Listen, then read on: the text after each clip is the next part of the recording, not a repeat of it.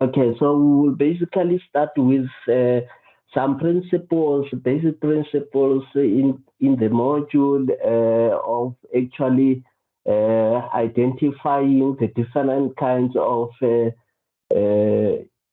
numbers, and we will deal with some numbers uh, and also look at some variables. So the variables then will be the type of entities that we can use to represent the different kind of numbers. I think from there we can actually deal with numbers on the number line because it makes it very easy to actually visualize the sequence of the numbers, and we will come to some different types of rounding offs, rounding these numbers off, and we will then discuss what um, a variable is, and we will describe the elementary expressions um, and differentiate between the expressions and the equations by using some combinations of variables. So a lot of us, we know that sometimes we have to describe uh, some information in terms of some kind of measurement of quantities, you know. And most of the time we make use of some numbers because numbers are basically abstract entities that express that particular quantity. So there are various types of numbers that you can find.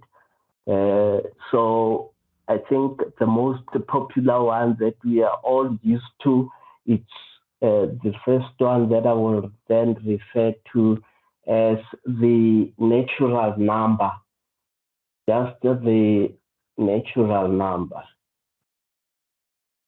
Now, you can ask yourself, what are natural numbers?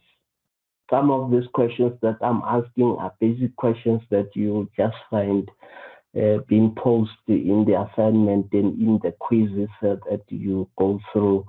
So the natural numbers are numbers that are starting with 1 to a higher number. So they move on to a very, very high number. And most of the time we express them with curly brackets. We put them in curly bracket as a set of natural numbers: 1, 2, 3, and to show that they are moving on to a high number, we just put in three dots like those, like that. Okay, so these three dots indicate that the set of these natural numbers continues indefinitely. It goes on and on and on. Okay, so you may have a number, a higher number, which is a natural number. But one has to actually note as well that these natural numbers are also positive integers. Okay, we call them positive integers because they start at 1 and they move on. So, and they can also be used for counting. You know, they are part and parcel of numbers that can be used for counting. Okay. So maybe I should just indicate here that positive integers. So they are also positive integers. Okay. So to indicate the absence of certain things, such as when the team fails to score, or when you were recording something, but it didn't happen at all. A number such as 0, then we will have what we call the counting integers. So the counting integers then includes a 0, 1, 2, 3, and so on up until the higher number. Okay. So those will then be the counting the counting integers, and one can actually refer to them as non-negative integers as well. No?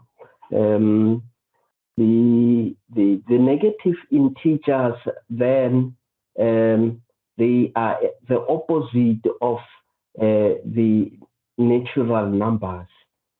So the third one will be negative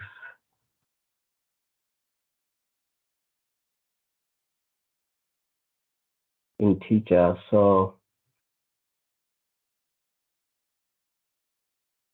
they have values starting from -1. So the way we write them, then we will have 3 dots to show that the negatives, they move to the left instead of to the right. And then you will have -3, you will have -2, and -1. So they start with -1, moving to the left, -1, -2, -3, up until a very high negative value. So these values can actually be represented. I actually like to actually represent them as well in terms of what we call the number line.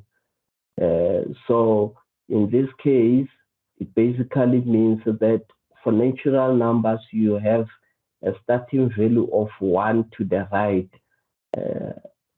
2, 3, and so on and so forth. Okay, and then for these counting integers, then you will have a starting value of 0 to the right. So you'll have 1, 2, 3, and so on. For the negative values, the number line, if you were to represent it on the number line, then you'll have a starting value on the left-hand side of -1, and then you'll have -2, -3. So you have 3 dots going to the left-hand side. Okay, so we indicated the ground level in this case where there is no step as well for the 0 that we have seen there. And for in the basement, the steps are numbered. Here the steps are numbered -1, -2, -3. So there is also a combining a situation where we can combine the negative integers and positive integers. Okay, and then we just call them integers, so there's no indication whether there are positive or negative. So we just call this ones integers.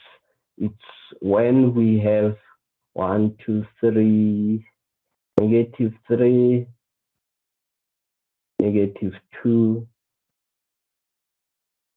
-1, and then we have a 0, and then you have a 1, 2, 3, and so on. Okay, so in this regard, we then have a number line with a center of 0 there, and then we have to the left-hand side the negatives, and to the right-hand side we have the positives.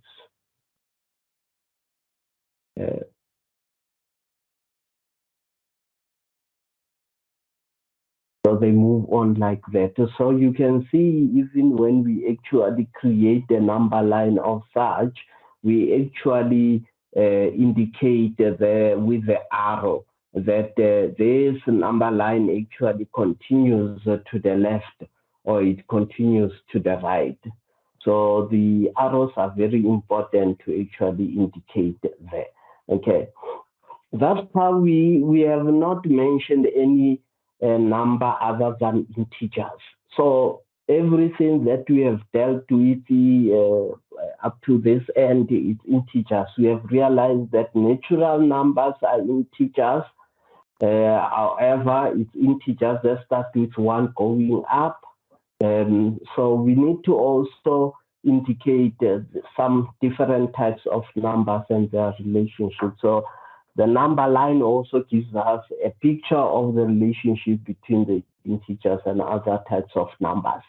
So the integers are marked on the number line, but each point in between the integer making also in the integer making also represent a number. So an example, a value such as 1 over 3,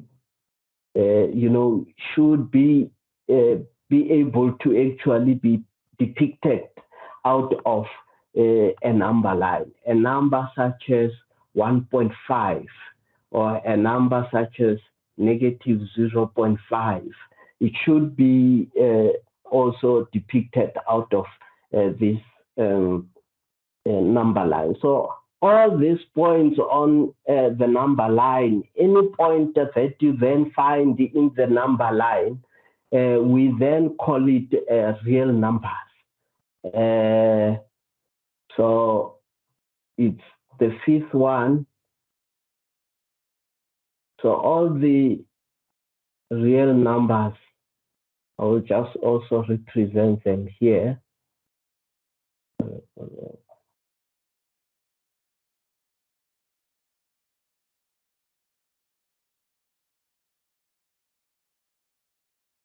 Okay, so with a number line, you can have all the numbers that can be depicted by on the number line.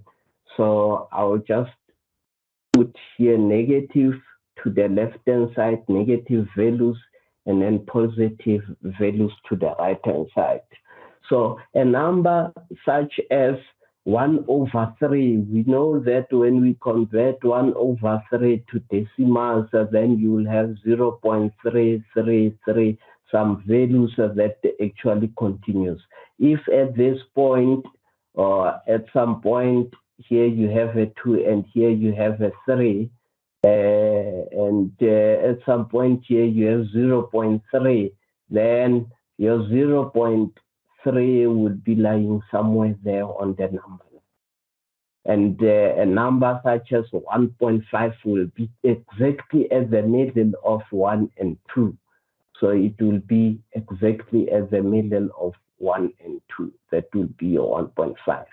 And because now all the numbers can be represented on this number line, then this will then refer to as the real number line. So it has all the values that you can actually think of.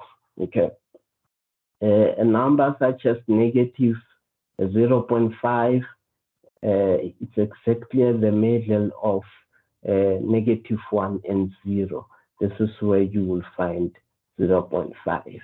So why are we using the number line? We're using the number line because it becomes very easy with the number line to actually identify exactly where the value is located.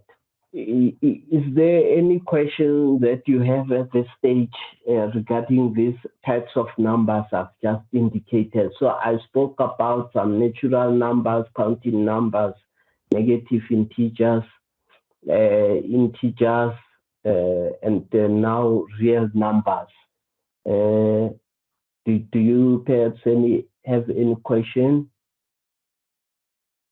You are also welcome to actually just pose your question on the chat.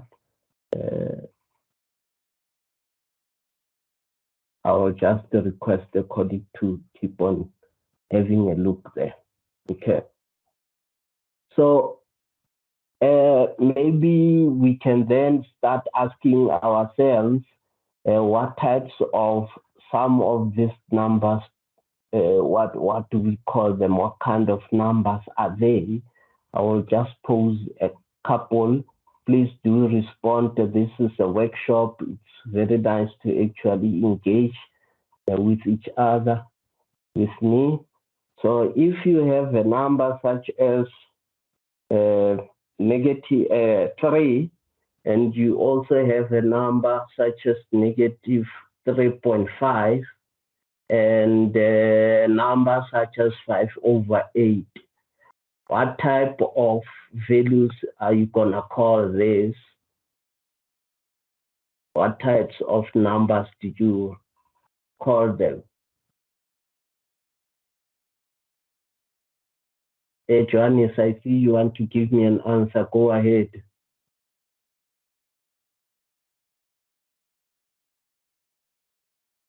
Johannes, just give me that answer.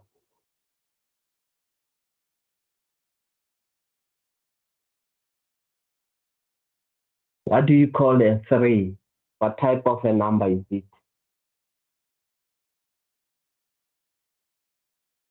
Is it a natural number? Is it an integer, negative integer? It's a natural. It's a real number. So that is a natural number. So we have a natural number indeed for this one.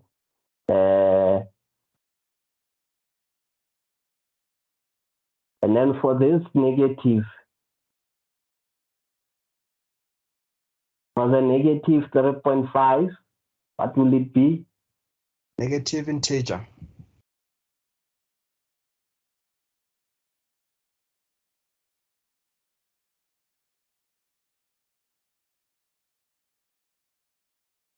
And then the 5/8.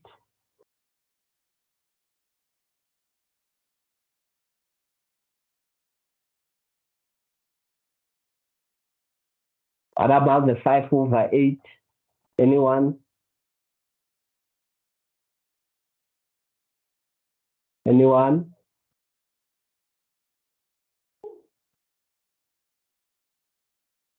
The 5/8 is a real number.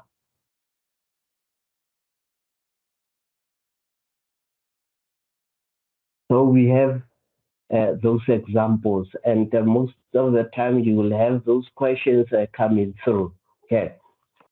So right now, let's talk about the rounding of the number. So the rounding is basically a process, a procedure of reducing the numbers of digits in a number while trying to keep the value similar.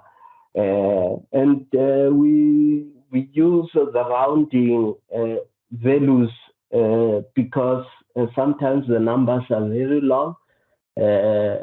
So we just use the rounding values to approximate them.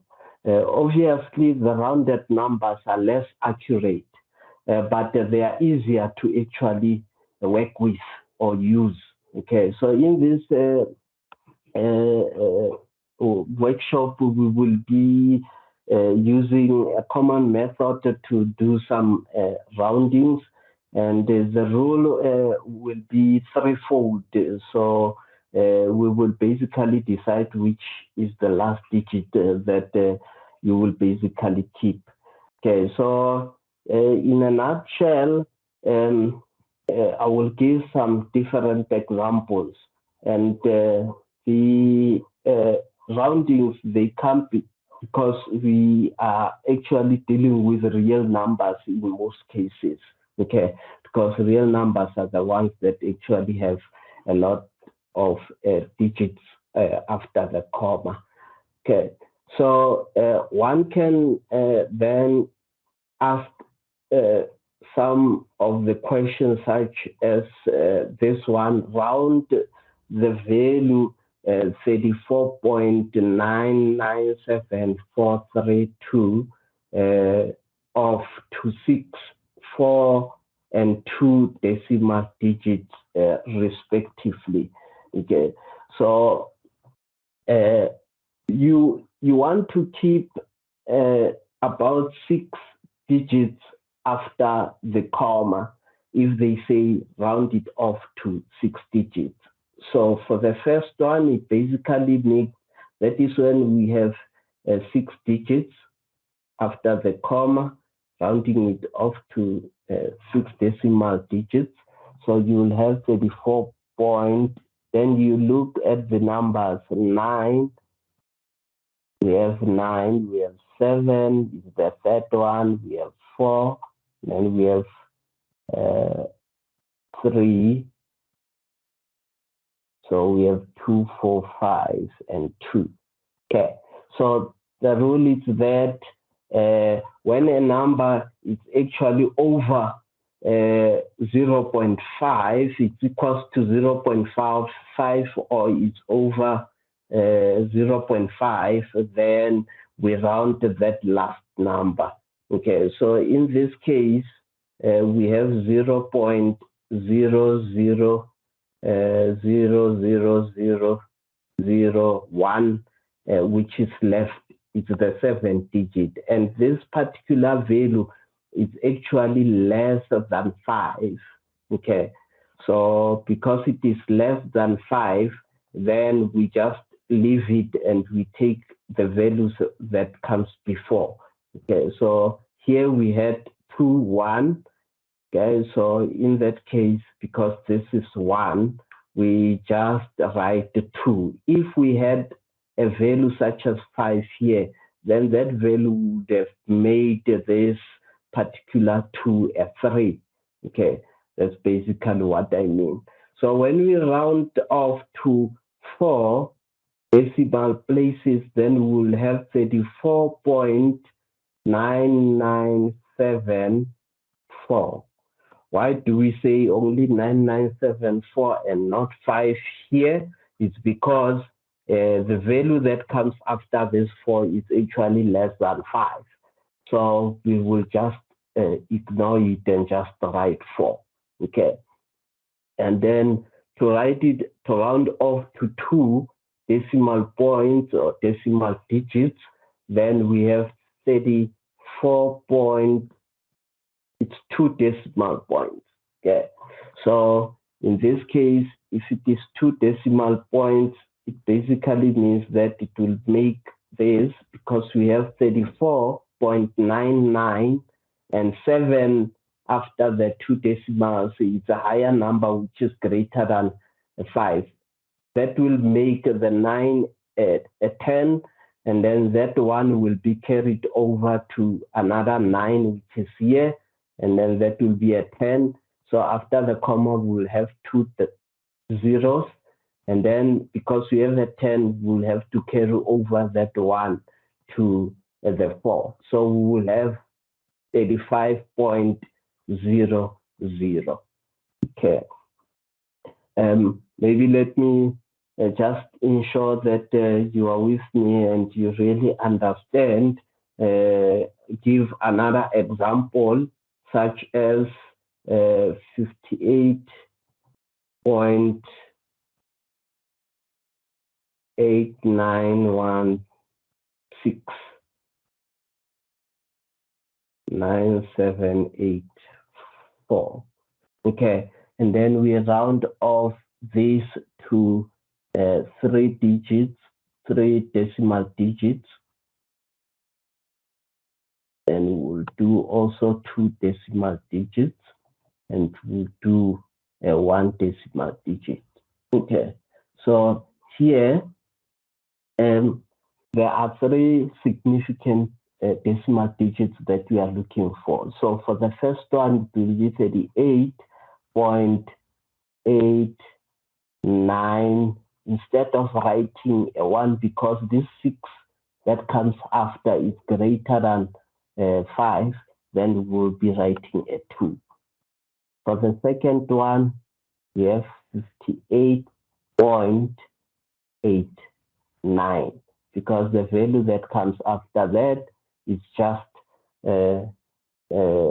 it's just 1, which is less than 5. Then we just write the 9 as is. So to round off to 3 decimal digits, we have 58.9, because that 9, when we round it off, because it is greater than 5, then we make this 8 a 9. Okay. I hope it really makes sense to everyone. So that's basically how we actually deal with the rounding off. Before rounding a number, you need to think carefully. Very important to keep some principle in mind. If, for instance, we are dealing with some percentage values, okay, if we have a percentage value such as 17.89, do I have some questions? Do you have any questions, Tandeka? No. Okay, please just keep your mic off, muted. Thank you. Okay. If the percentage is 17.89%, for instance, so then you should not round it to 17% or to 18%. You know, when you deal with some percentages, this percentage could actually be percentages that deals with you having to pay back the loan, you know, a percentage such as an interest rate. Now, you know, when you have an interest rate, and they say that interest rate is 17.89%, and you are taking a loan of 20,000, that will make a significant difference. It will make you actually you will end up actually paying quite a significant amount. Okay. There is a big difference if one calculates interest on the loan using this particular percentage, you know, instead of just using the exact interest that you are given, you know. So if you use this one instead of using that one, believe it, you will basically pay quite a significant amount. But we have to think about what does it really mean if one calculates maybe a price of a published component or a group of books, published groups of books. Maybe you pay an amount such as 34,678.9. When working with money, it makes more sense if we round it to only 2 decimal points instead of actually having a lot of digits after the comma. Okay, so what I will basically advise is that whenever you're working with money, we know we have cents, and the 2 digits after the comma would basically represent the cents, and anything that comes before the decimal will then represent the rands. Okay, so do not round to integers unless it is obvious or you have some fundamental information about what you are actually counting. Also, do not round in the middle of the problem. It's very important to just round at the end of the answer, where you are actually giving the final answer. It's better to round off at that point, okay? Because that will actually change the calculations that are actually given in the middle. However, as we proceed, we will have a look at some expression calculations that includes some decimals, and we will then I will show you as well how you should go about it. Okay. Perhaps we can then move to what is before that. Let me just give a couple of examples. So the example such as 0.0483, and you are requested to round off the following value to an integer. Okay, so in this case, this particular value, if you round it off, we can see that if you round it off to an integer, all we are looking for is basically to have a value which is just one value. Okay, so in this case, it basically means that when you round it off to an integer, it will give you a 0. Why do we say that? It's because this is where the integer will be placed in most of the time. However, if we have a value such as 13.051, then if you round it off to an integer, what you're going to end up with is only 13.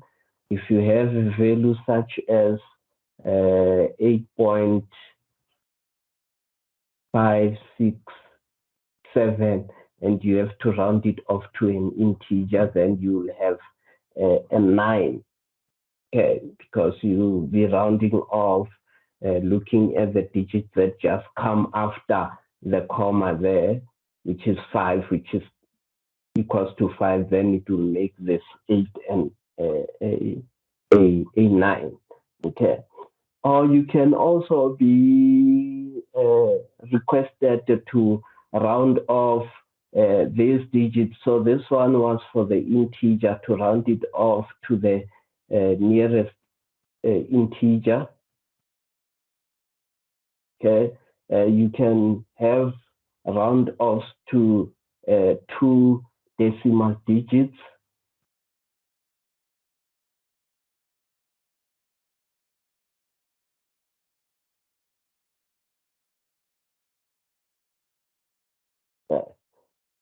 My pen is not supposed to finish ink, so it's a digital one.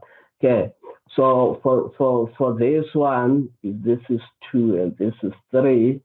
For this one, with the same number, if we round this particular value to 2 digits, that basically means that we're gonna have 0.0, because that value is less, it will just be a 0 there.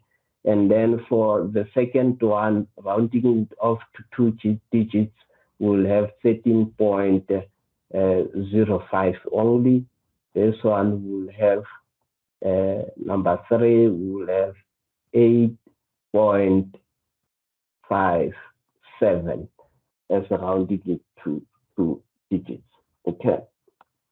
Can be any other digit that that is selected for you to actually round it off to. Okay. At this point, if there are no questions, I will then move on to what we refer to as variables.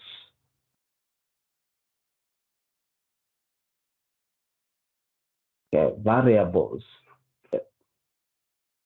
So we say a variable is an entity or a subject head or a, a symbol for some numbers we do not know of. Okay, so it can be seen as a placeholder or a heading for unknown numbers. Okay, so variables are very important because they give us a chance for us to write down some expressions or equations, uh, such as an equation such as x plus 1.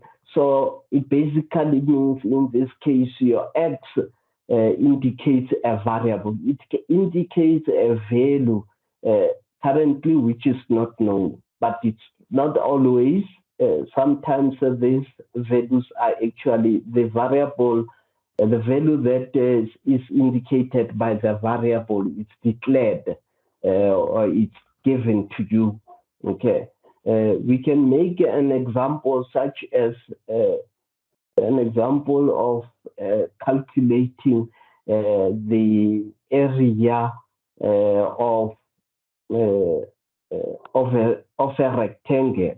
Now, if we were to calculate an area of a rectangle, we know that the area formula is given by A equals to the length multiplied by the width. Okay. So in this case, we have two variables that are actually given in this case. The variable is the L and the W, okay, which are given on this equation.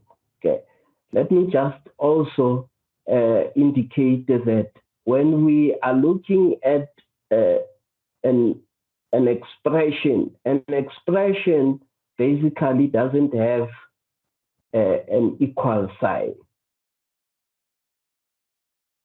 Okay, and an equation is the one that you find with an equal sign there. Okay, so that's how we basically differentiate between an expression and an equation. They are basically given as I just described. Okay, so we can then look at, maybe they will say, simplify or calculate this particular expression if x is equals to 4. Okay, so it basically means that you have an expression, you have to write it down, it's x plus 1, and then from there you substitute the value that is given inside this expression. So it means that you will have a 4 plus a 1, and a 4 plus a 1 then will yield a 5. So that will be how you will basically go about simplifying or solving that particular expression. In an equation, you might be given if L, which is the length, is equals to 10 centimeters, and the width is equals to 5 centimeters, you should calculate this equation of an area. So in this case, all you just have to do is to substitute the value that is given inside of the equation there, and then also the W, which is given by 5 centimeters. So you just execute it by actually doing the substitution. So you will end up with a 50 centimeter squared, okay, because you have two of them, they also need to actually be squared, okay. So before I go into a lot more of this algebraic expression, simplification, and solving, I think there are basic things that we need to know about having an expression and having to actually simplify it using either multiplication, addition, or any other types of basic numeracy. So maybe let me just start with the multiplication so that at least you understand the principle behind it. We can write down an expression which are completely general, and to find the answer in a particular case. All we need to do is to substitute our particular values as explained, with the number line, also with the values that are given for certain variables. Okay, so for instance, we can basically have an expression such as 4x, okay, an expression such as 4x. So an expression such as 4x, we should just note that it can be expressed in different ways. So it is the same as 4 dot, which basically means multiplication dot x. Or you can still represent it as 4 into in brackets x, or you can represent it as just 4 multiplied by x. So most of the time you will see that there are quite a lot of expressions that we just write straight as 4x, and we don't actually put the multiplication. You should just know that there is a multiplication already that is given to that. Okay. We make use of variables, and we write some different algebraic expressions and equations, and I'm going to continue actually expressing some of them. You can have D multiplied by C. This is an expression, okay. D minus C, or you can have A plus B, which is also an expression that can actually be given to you. Or you can have an equation which basically says that C is equals to A plus B multiplied by D minus C. Okay, so you should just note what is basically happening here. So we have a subtraction, we have an addition, and on the right hand side we have a multiplication of the first two that we have just given. Okay, so if you have these variables, and these variables are denoted, for instance, A is equals to 1, and B is equals to 4, C is equals to maybe 2, and D is equals to 5. Okay, it basically means that you can just take these values and put them into your expression to actually come up with the final value of that particular expression. Yeah. So if you have a 5 minus 2, then that will basically give you a 3. And if you have A, which is 1, and you add it to B, which is 4, then that will give you a 5.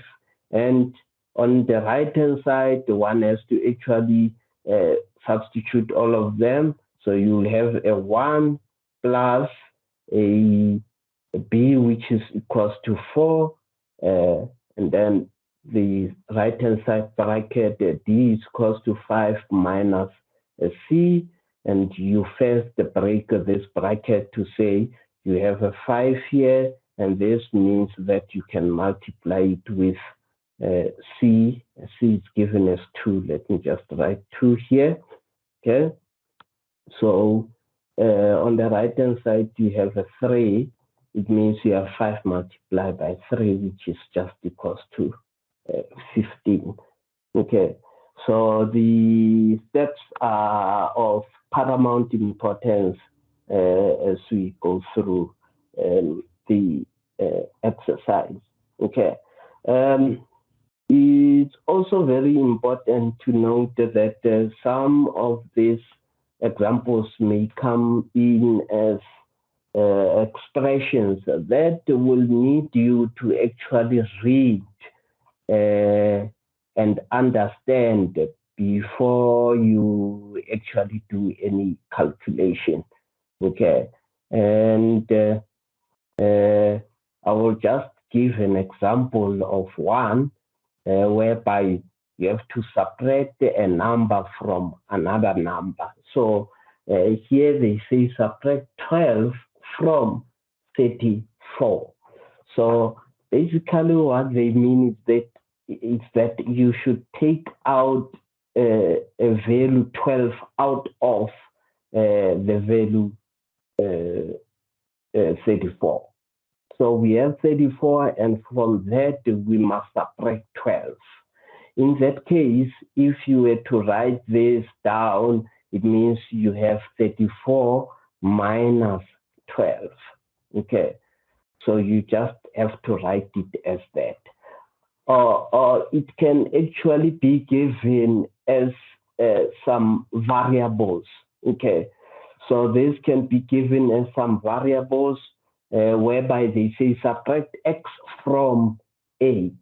It means the one that you're gonna subtract it from is the one that you write it first. So it means that you will be having an a minus x, which actually represent the highest. So the one on the left-hand side becomes the highest most of the time that you are subtracting it from. Okay, or you can have some equations that are actually given to you, whereby it is said that you should sum the two values a and b and make them equals to c. Okay, so the sum of a and b is equals to c.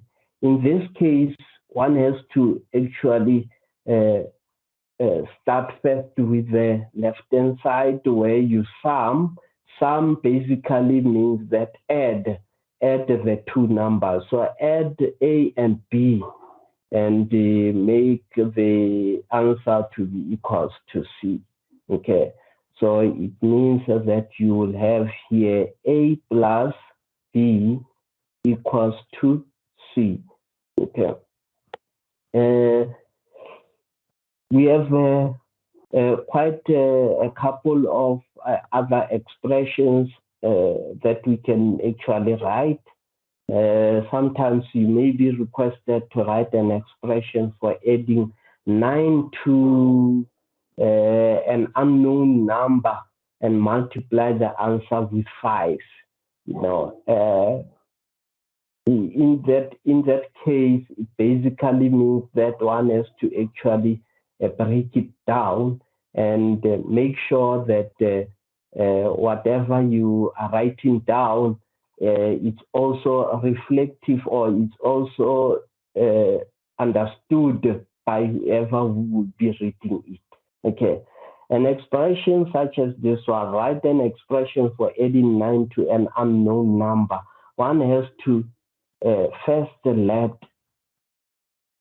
an unknown number be equals to something. Let maybe x be equals to unknown number. You have to tell your reader that in this case, my unknown number is X. Okay. Once you have let that to be equals to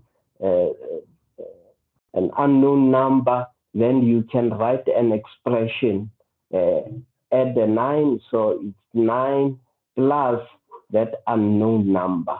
Okay, and then they say multiply the answer by 5. It basically means that you just multiply this answer by 5. Now you have an expression that represents this wording that has been expressed here. Okay, so a numeric and algebraic expression is given as 9 plus x multiplied by 5, where your x is actually an unknown number. Okay. Or in some cases, this can also be put in an algebraic equation whereby you have a variable inside that particular equation. Okay, so an example in relation to that can be given as follows: the 2 liters of grease and 30 liters of petrol cost 450. So we first have to actually define this, the variables that we would basically be using in this instance. We can say that let our G be denote the liters, the grease liters.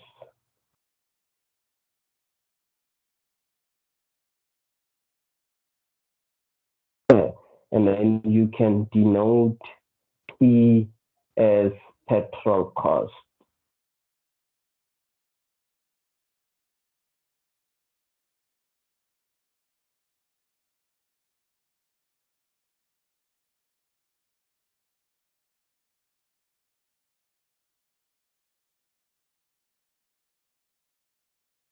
Yeah, so one has to also be very clear in this regard. I think maybe it will be better to denote that. I don't know why is it erasing. So we have grease liters in rands.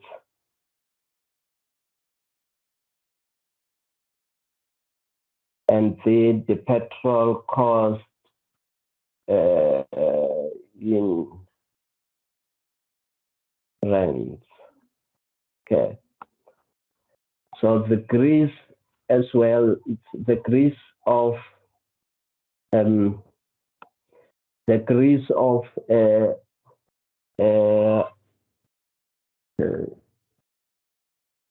just give.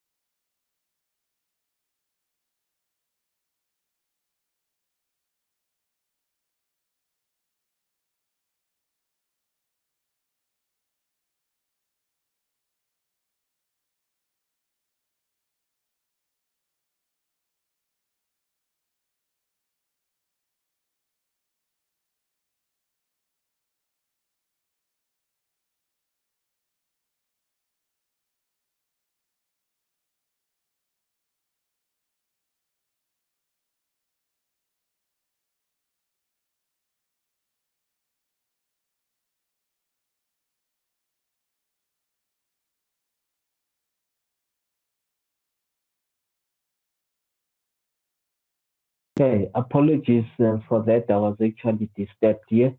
So one has to be very clear in terms of understanding the problem here. So we say that 2 liters of grease and 30 liters of petrol costs 450. So in this case, we need to actually describe what the variable is, and we are saying that G will then denote the number of liters that should be spent in rent, and also P should be the price of petrol in rent in this case. Okay, so in this case, we are talking about the price. So, and then we can then write down an equation that represents this particular information that is given. So we will have 2G, okay, plus 30P, okay, 30P to be equals to 450. Okay. So we have an equation on hand once we have done this. Okay. So we have an equation which is 2G and 30P. So these particular variables can actually be given to you, and you can basically make use of them. Okay. Just to ensure that maybe we are all in line with these examples, maybe we can pose a question such as this one. Twice a number plus 3 times another number is 120. Yeah. So you can ask that question. Gives you an indication of how this equation is going to look like. Maybe you can let F be the first number and S be the second unknown number. Okay. So in this case, it basically means that you will have an equation. What will that equation be? Can somebody tell me in the group what type of what will be the equation? What should I write? Can write it down. I think it'll be 2F plus 3S is equal to 120. 2F plus 3S is equal to 120. Wonderful, wonderful. That's wonderful. So we have quite different expressions, and maybe we can then take another exercise. This exercise says you should set up 2 equations for the following situation. A tin contains a total of 85 red and white balls, twice the number of red buttons is 8 more than the number of white buttons. So the first equation says a tin contains a total of 85 red and white buttons. We want to set up equations for this. And then the second equation is twice the number of red buttons is 8 more than the number of white buttons. Let's start with the first one. What is it that we need to do first here? We will have to actually declare or describe the variables that we are going to use. Let X be our red buttons.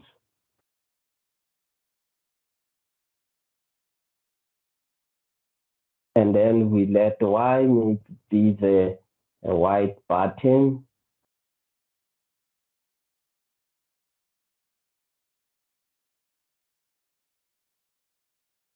Once we have done that, we realize that for both our equation, for the first equation and also for the second equation, we are dealing with buttons. The first equation says that a tin contains a total of 85 red and white buttons. Okay. So it basically means that x, when we add it to y, then it will give us 85. Okay, that is the first equation. For the second equation, twice the number of red buttons, so it means 2 the number of red buttons is 8 more than 8 times more than the number of white buttons. So it basically means that if it is 8 more than the 8 times more than the red buttons, then we will just multiply that with an 8. So we will basically have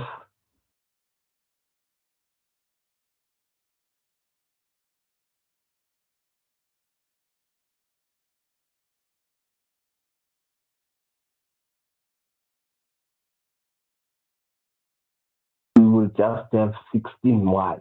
Okay, so this 8 more than then makes it about 16. So twice number of red buttons represent 2x buttons, and then 8 more than the number of white button. Then it basically means that we just take the 2 and multiply it by 8, and it gives us 16 y. So it basically means that in this case we have 2 equations that were requested in that. Yeah. Are there any questions on your side before we continue regarding the variables, the expressions, the way we have been dealing with them? Okay. If there are no questions, then I will just move on to, I don't know whether I'm out of the scope. Let me just check, because I said I'm going to deal with the numbers and also with the variables only for today. Okay, yeah, let me just move on to some more exercises with regards to this variables.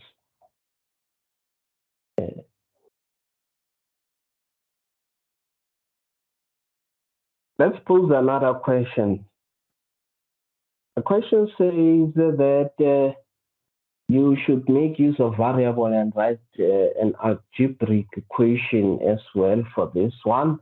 The father is 25 years older than his son, 25 years older than his son. Is there anyone who would like to actually go for this one? What? Anyone who wants to maybe try this one?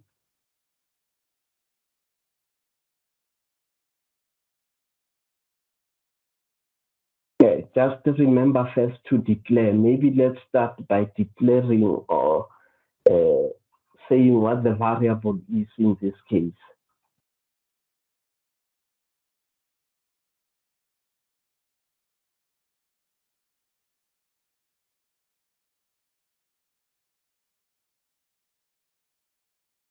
So if we want to write an equation for this expression, a father is 25 years old, older than his son.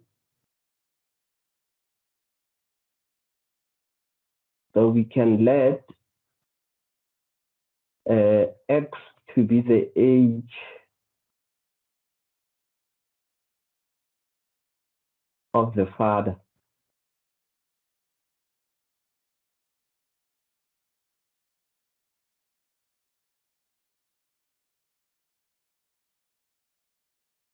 And then let and y becomes an age of the son.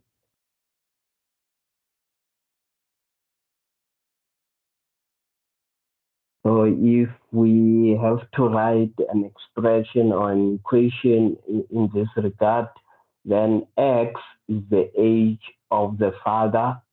So X is 25 years plus Y. Okay.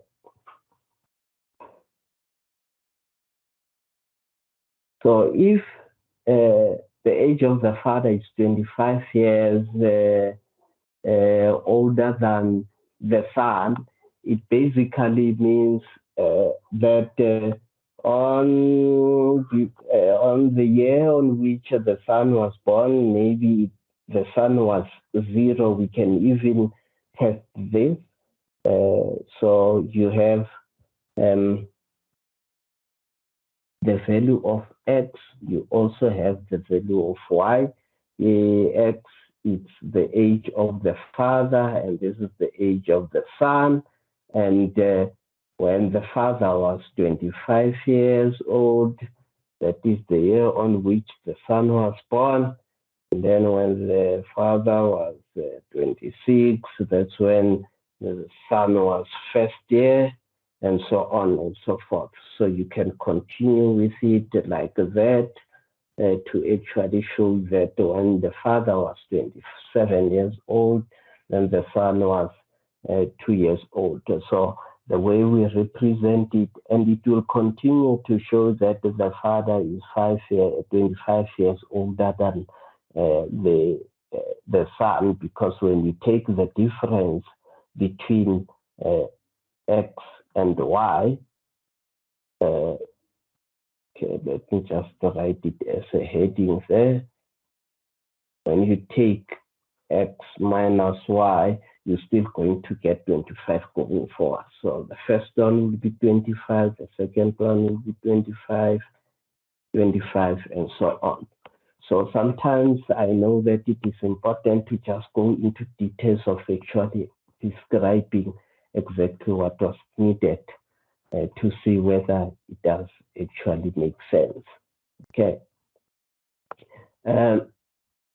We can take another example or exercise such as this one. 3 times a number minus 6 is equals to 24. In this case, we need to declare.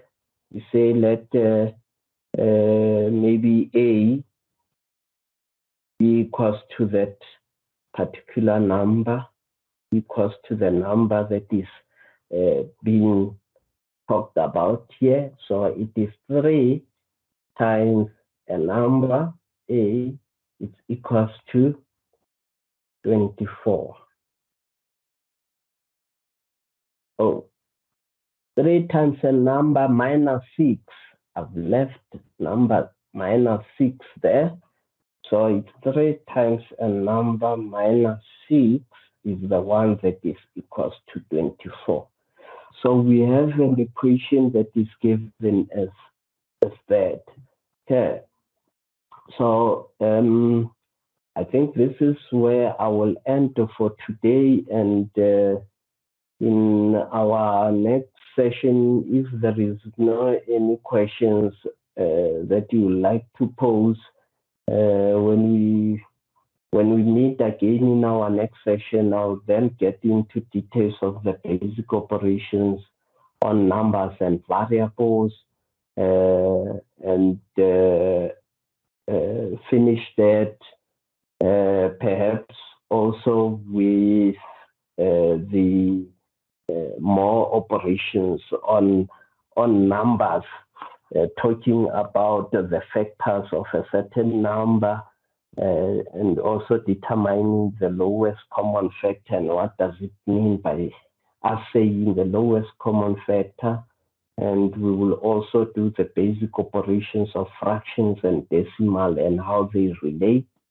And we will conclude with the basic operations of the percentages and ratios because they go hand in hand, and how do they relate to fractions? Okay. Are there any questions up to this point? If you have raised up your hand, please go ahead. Okay, I can see Caesar. Yes, Caesar.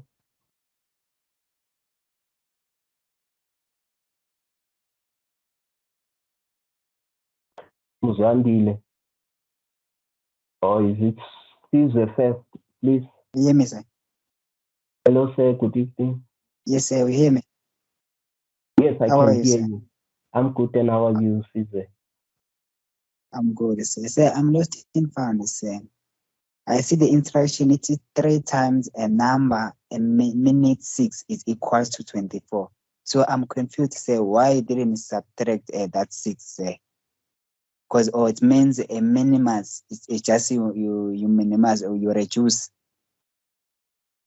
Yes, actually, here the expression or the equation, it says that 3 times a number minus 6. So they are just telling you an equation the way it is.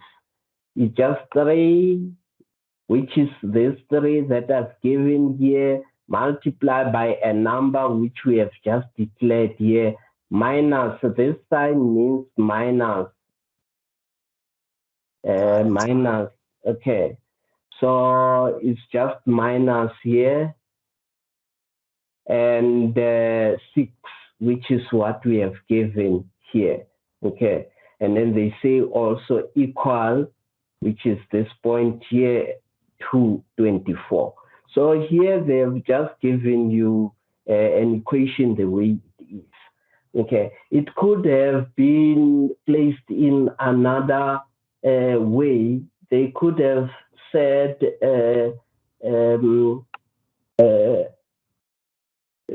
something like 6 subtracted from a product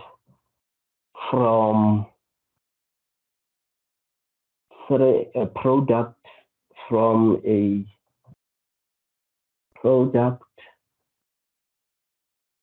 of 3 and a number is 24. It could have been placed such as this, but here they made it very simple and placed it just to say 3 times a number minus 6 is equals to 24. However, if one wants to make it a bit difficult, then I'll say 6 subtracted from a product of 3 and a, okay? So a meaning a number is 24, then that will basically still yield the same equation that we have given here. Yeah, now I don't know, have I explained it? Do you now understand it? yes, sir. Now I understand. Thank you so much, sir. You're welcome, sir. Thank you. Thank you. Okay, I think the next one was Mzandile. Mzandile, you may go ahead. I'm good, and how are you, Mzandile? I'm good, thanks. I just wanted to ask if this is being recorded, and if it is, where is it going to get uploaded? It is recorded. Maybe my colleague there, because she's having access to the recording, I can actually say. Are you here, Ria? Yes, I'm here, sir. Yes. When they get saved, are the students able to actually access it? Yes, they can go on a chat. Okay, yes, it will be available on the chat. And Zandile, the recording will be available on the chat, so you can have a look at it later. It normally takes a couple of minutes once we all log off of the meeting to actually get uploaded, and then it will be showing on the chat. Maybe about 5-10 minutes or so, and then it will be showing on the chat. All right, thanks. Thank you very much. But you can only access it, I think, via my Unisani. Via your My Life users. You can't access it from on your like Google and Gmail's users. You have to be logged into My Life to actually be able to access it. Oh, okay, cool. Okay, thank you. Mm. Thank you. I think when you use your My Life user, you can access. Okay, thank you. How did you join the meeting? Did you use your normal UNISA Teams? Or how did you join? It's just the team. My life. My Life. Yeah, My Life email. Okay. Yeah, okay. no, you'll be able to access it. Maybe while I'm still here on the platform, can I ask you to everyone to complete the link, the consent form that I've sent on the chat, because this is a special program to support students throughout to ensure that they pass. So we will be doing like a research also after this module. So we need your consent to use whatever data we have. Hence, we have sent the link on the chat. So I request that whoever haven't completed the consent form before, please complete for us. Thank you. Okay, yes, I see the hand from Yanga. You may proceed. Good afternoon, sir. Good afternoon, sir. So what I want to know is that, let's say, as you given us this statement, 3 times a number minus 6 is equal to 24. So what we must do, we must just write the equation. We are not supposed to, let's say 3a minus 6 is equal to 24. We must not work it out. We must just give the equation. Yes.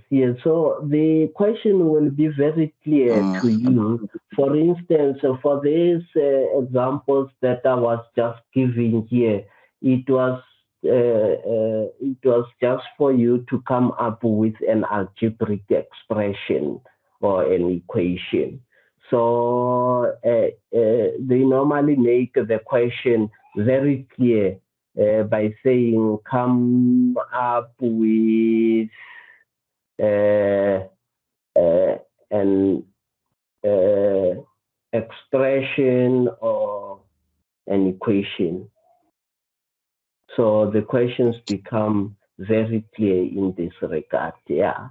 So come up with an expression or an equation for the following sentence. Okay, sir. Thank you. All right. Thank you, sir. Okay.